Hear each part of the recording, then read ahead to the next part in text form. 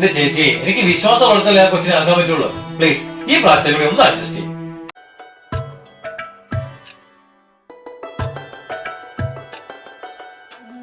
എടി ഞാൻ നോക്കിയിട്ട് അതിന് സമ്മതിക്കുക നല്ലത്.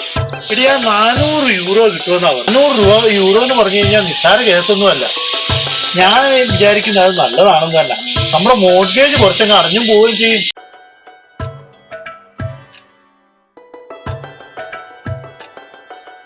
അയ്യോ, സമയത്തായോ ചക്കരെ? നമുക്ക് കിടക്കാമോ?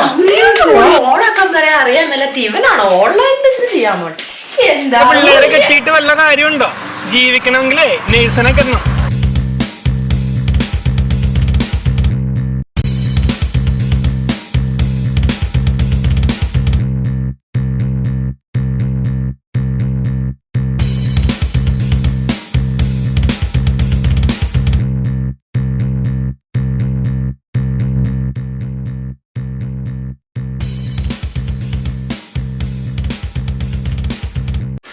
കാശിന്റെ അഹങ്കാരം അല്ലാതെ എന്താ?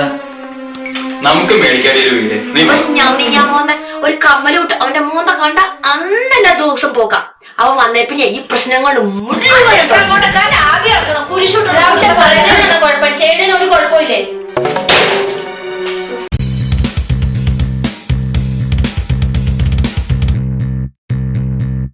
ഇതേതാണ് സാധനം? കൊള്ളാമല്ല.